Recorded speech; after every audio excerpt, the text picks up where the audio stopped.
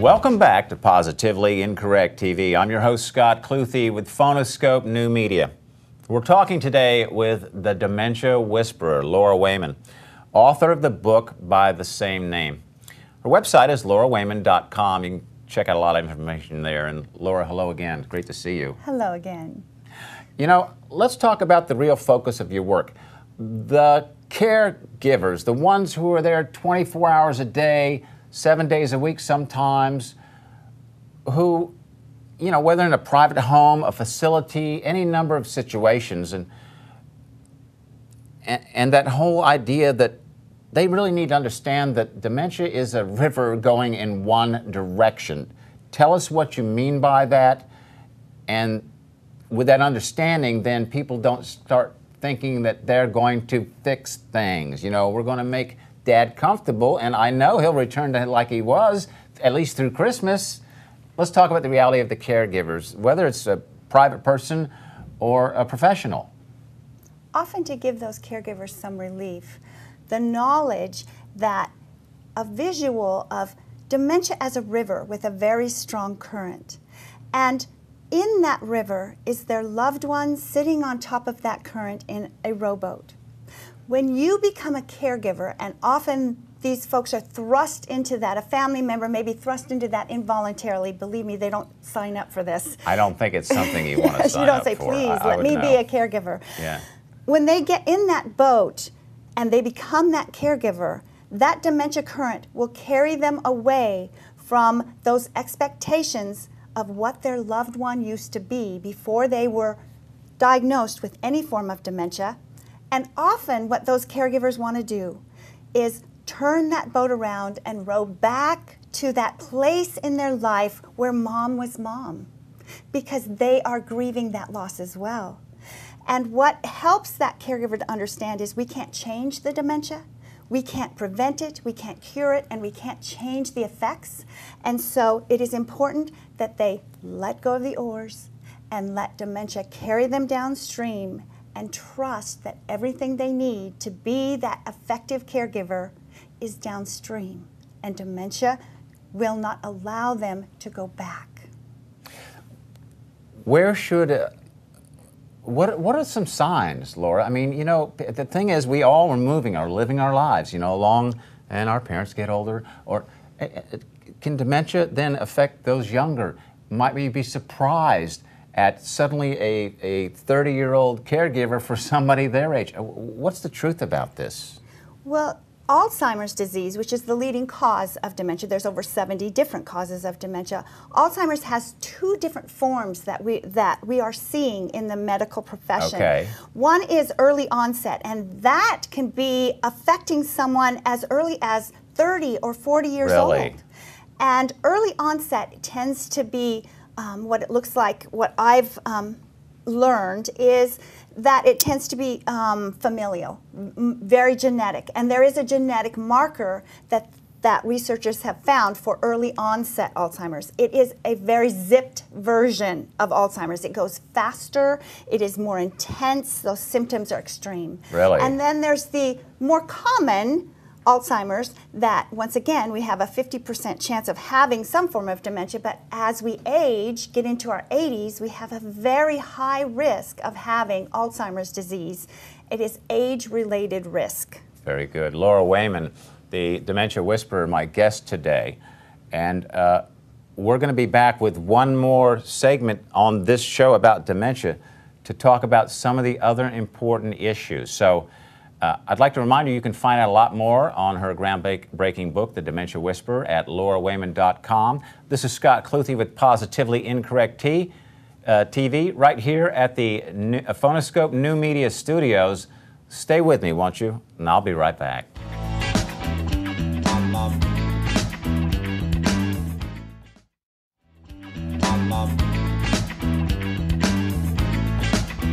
Welcome back to Positively Incorrect. I'm your host, Scott Cluthe, with Phonoscope New Media. And we're talking today with the Dementia Whisperer, Laura Wayman, author of the book.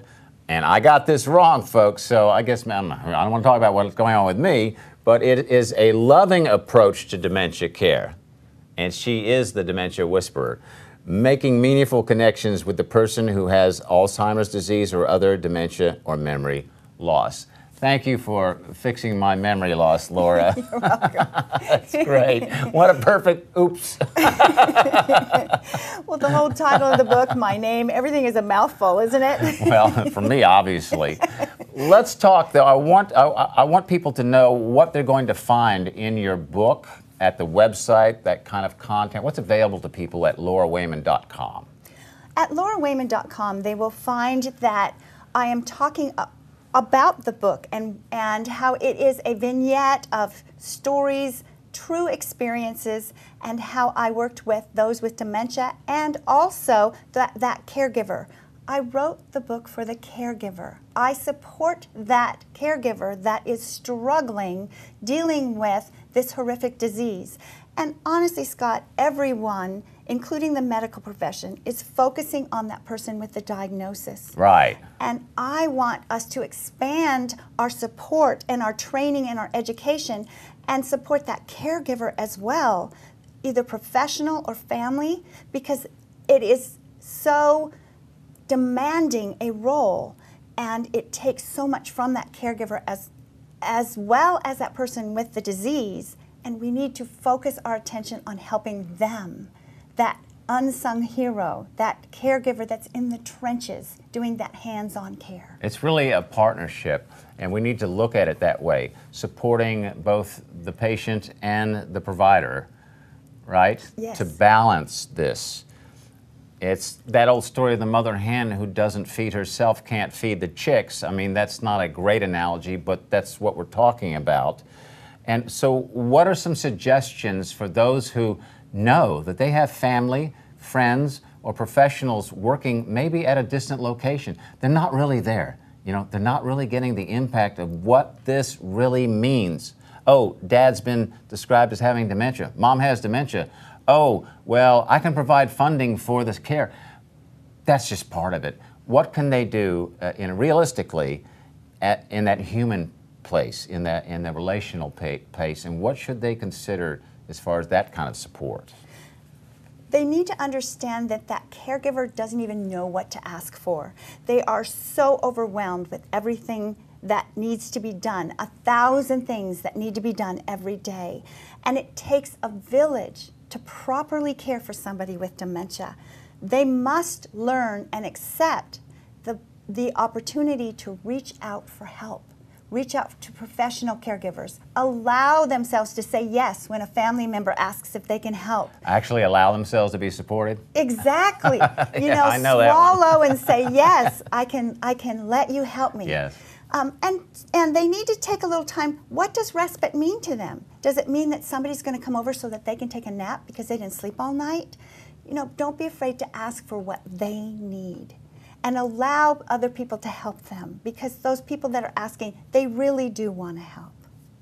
It's important to reach out and look for the support so that you can turn around and support the very person you're trying to help, so that we don't have a sad tale like your mom, Peggy, right? That's right. We want to reduce that and increase the capacity, knowledge, and wisdom and insight of providers, caregivers at all levels through this country, around the world, through Laura Wayman and her great work as the Dementia Whisperer. Thank you so much for joining me on Positively Incorrect TV, Laura. Thank you, Scott. Absolutely. And by the way, I'll be back with more, so don't go anywhere. Remember her website, laurawayman.com. This is Scott Cluthe here at the Phonoscope New Media Studios. Stay with us for more Positively Incorrect TV, won't you?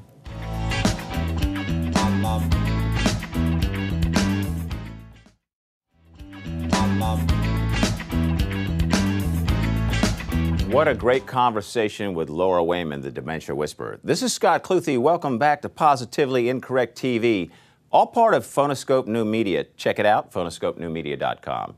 You know, there's nothing much more to say except to talk to our social commentary expert.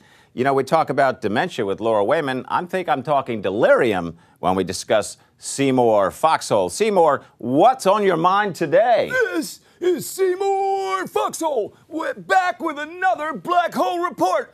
the one place you can count on that avoids fact checkers, mainstream media, and of course, ex-wives and lawyers.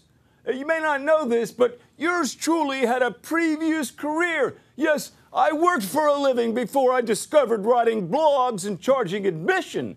I was a carnival clairvoyant, reading minds, prognosticating possibilities, and picking pockets. You see, my great-grandfather was a weatherman, so you know I was highly accurate. Anyway, here's the point. Last night, I stared into my crystal ball. Well, actually plastic, because crystal's too expensive anymore. And I saw the future for our next president. How could I hold back the truthiness of things to come when it was staring me straight in the frontal lobe? And what it revealed should make you grab that lazy boy recliner arm and yank it straight up. Oh man, do we have a vortex of political change headed our way? First, on day one of the new regime, the president will give a speech, and both houses of Congress will applaud his foresight and courage and vision and will as they pour congratulations on the victor. The next day, he'll announce an initiative to totally redo the tax code and all those loopholes that allow 99% of the American public to pay less while complaining more. It'll be revolutionary. The third day will be a bipartisan meeting to discuss the details in private. And the fourth day, the entire delegation of the opposition party will gather on the steps of the Capitol to tell Wolf Blitzer, hell no, we won't go for that. On the fifth day, the defeated candidate will make the rounds of news shows to talk about what he messed up on his run for the White House.